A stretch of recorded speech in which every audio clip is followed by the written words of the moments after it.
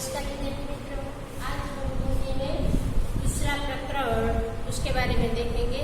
दूसरा प्रकरण है गद्य, जिनका नाम है बुद्धि काकी। उनके लेखक है प्रेमचंद। बुद्धि काकी है, उनके लेखक है प्रेमचंद। और इस साहित्य का प्रकार क्या है? एक कहानी के रूप में पूरा का पूरा गद्य किया गया है। अब प्रेमचंद का जन्म सन 1880 में। प्रेमचंद है बहुत ही ख्यातनाम व्यक्ति है, साहित्यकार है, इसलिए शायद कभी ये भी पूछा जाए उनका जन्म। तो उनका जन्म है 1880, निधन सन 1936 ईस्वी। फिर से देखेंगे, प्रेमचंद का जन्म सन 1880 ईस्वी, निधन सन 1936 ईस्वी। ठीक है। अब प्रेमचंद के बारे में बहुत ही संक्षिप्त में यहाँ पर हम परिचय देंगे, क्योंकि प्रेमचंद ने तो बहुत ही अच्छे साहित्य की रचना की है और बहुत ही विख्यात है, इसलिए जितना भी कहा जाए उतना कम है, लेकिन थोड़ा बहुत कुछ हम उनका परिचय देखेंगे। तो भाई प्रेमचंद है, उनको उपन्यास सम्राट प्रेमचंद कहा गया है। उपन्यास वो बहुत ही अच्छे से लिखते थे, इसलिए उपन्यासों का सम्राट कोई हो तो वो कौन है? प्रेमचंद। उनका जन्म है वो वाराणसी में हुआ था। मूल नाम उनका क्या है? धनपत राय। शिक्षा विभाग में सब डिप्टी इंस्पेक्टर के रूप में उन्होंने काम किया था, लेकिन स्वाधीनता आंदोलन में भाग लेने के लिए फिर उन्होंने नौकरी है वो छोड़ दी और इस प्रकार के साहित्य है वो लिखने लगे जो समाज उपयोगी बने। हिंदी ही नहीं, समग्र भारतीय साहित्य में महान व्यक्तित्व के रूप में प्रेमचंद के उभर कर आए। उन्होंने उपन्यास, कहानी और नाटक भी लिखे हैं। कोई साहित्यकार है, किसी एक वस्तु पर उनकी बहुत ही अच्छी सी पकड़ होती है, लेकिन प्रेमचंद है, उन्होंने बहुत ही अच्छे उपन्यास लिखे, बहुत ही अच्छी अच्छी कहानियां भी लिखी और नाटक भी बहुत ही अच्छे लिखे। अन्य भाषाओं से अनुवाद भी किए हैं, दूसरी भाषाओं में से हिंदी में या फिर दूसरी भाषाओं में अनुवाद भी किए हैं, निबंध भी लिखे हैं और बहुत सारा ऐसा साहित्य भी हमें मिलते हैं जो बाल उपयोगी हो, मतलब कि बच्चों को उपयोग में आए ऐसा साहित्य भी प्रेमचंद ने लिखे।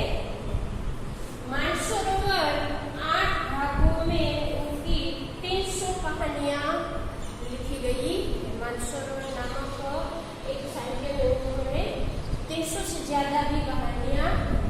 फिर कवन, वरदान, प्रतिज्ञा, सेवासदन, प्रेमाशय, रंगभूमि, कर्मभूमि, गोदान, मंगलसूत्र, बहुत सारे ऐसे नाम हैं जिस नाम से उन्होंने उपन्यास लिखे हुए हैं। इन सारे साहित्यों में से आज हमें यहाँ प्रेमचंद की एक कहानी है वो पढ़नी है। उस कहानी का नाम क्या है? बुद्धि काकी।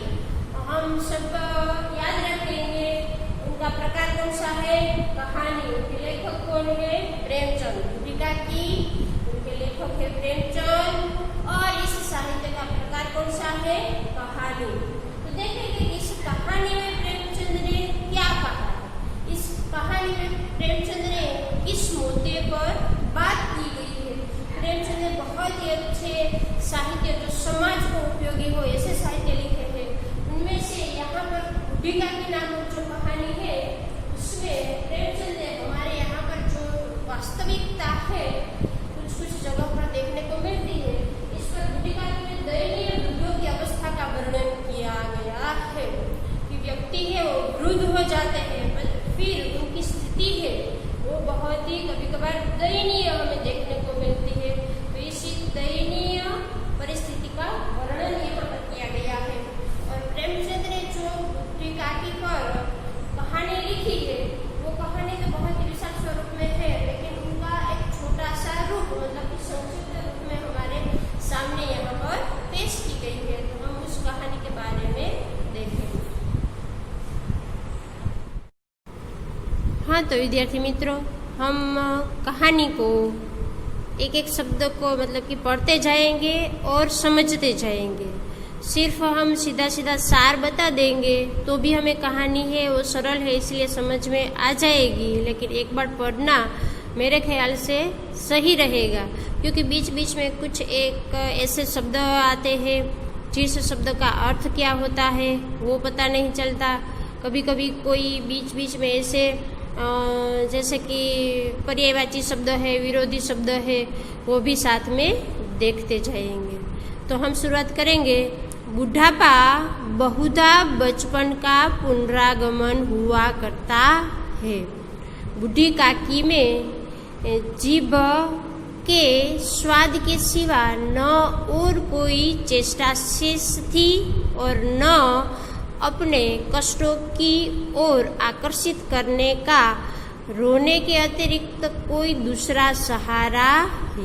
बूढ़ी काकी है उसमें पहले क्या कहा गया है, देखो मैंने अंडरलाइन की गई है कि पुनरागमन, कि भाई बुढ़ापा एक ऐसी वस्तु है कि जो बचपन का पुनरागमन करता है, मतलब कि बुढ़ापे में व्यक्ति का बचपन है वो वापिस आता है।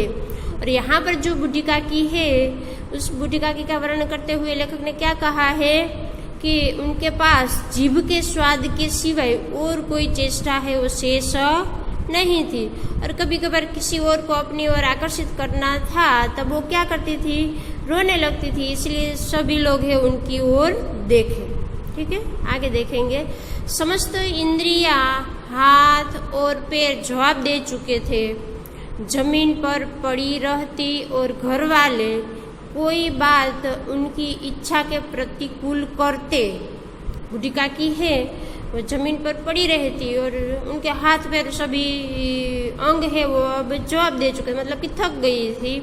और कभी कभी कोई व्यक्ति है उनके प्रतिकूल यानी कि उनके विरोध में बोले, या फिर भोजन का समय टल जाता या उसकी मात्रा कम होती, अथवा बाजार से कोई वस्तु आती और न मिलती तो वो रोने लगती थी।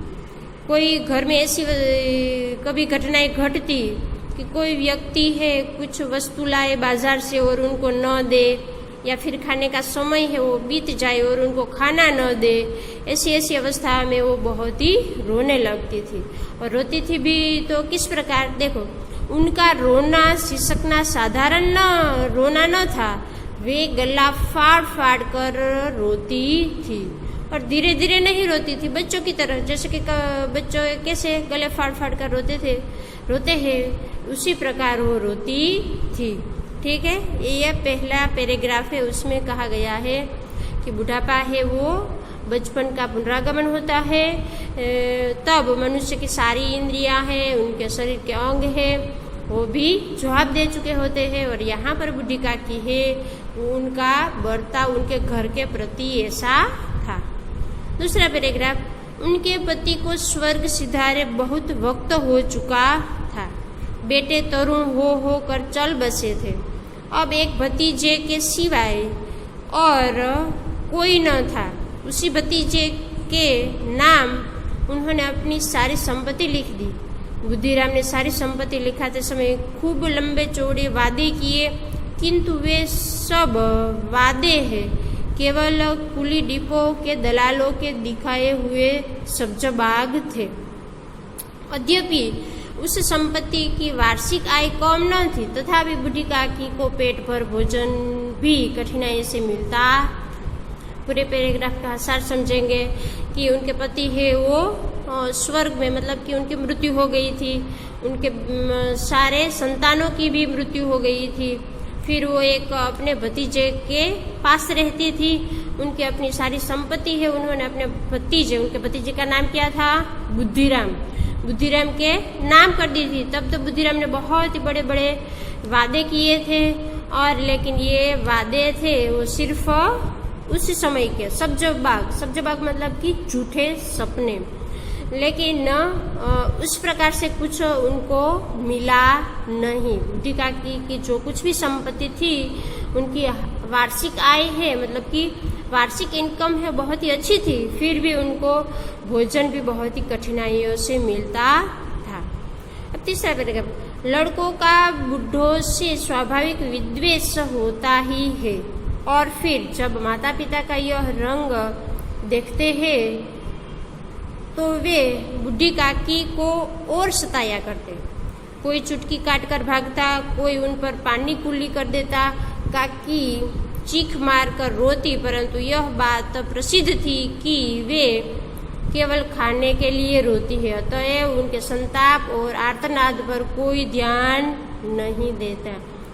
घर में माता पिता का स्वभाव बुजुर्ग के प्रति ऐसा होता है तो बच्चे भी समझ जाते हैं कि हम इस बुजुर्गों के साथ कैसा भी बर्ताव करेंगे तो माता पिता हमें डांटेंगे नहीं। तब कैसी परिस्थिति हो जाती है कि कोई बच्चा है, बूढ़ी काकी तो वहाँ से हिल भी नहीं सकती थी, मतलब कि उनके पीछे भाग नहीं सकती थी बच्चों के पीछे, इसलिए कोई बच्चा उनको चुटकी काट कर भाग जाता था, कोई बच्चा उन पर पानी की कुल्ली कर कर चले जाता था।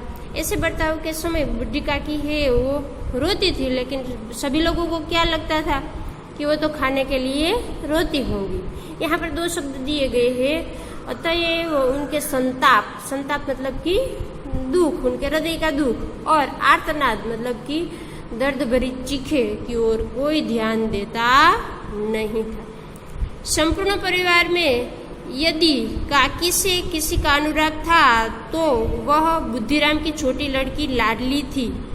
लाडली अपने दोनों भाइयों के डर से अपने हिस्से की मिठाइयाँ या चबेना बूढ़ी काकी के पास बैठकर खाया करती थी। यही उसका रक्षागार था। रक्षागार मतलब कि उनके लिए सेफ्टी थी वहाँ पर। और यद्यपि काकी की शरण उनकी लोलुपता के कारण महंगी पड़ती थी, तथापि भाइयों के अन्याय की तुलना में कहीं सुलभ थी। इस स्वार्थानुकूलता ने उन दोनों में सहानुभूति का आरोपण कर दिया था।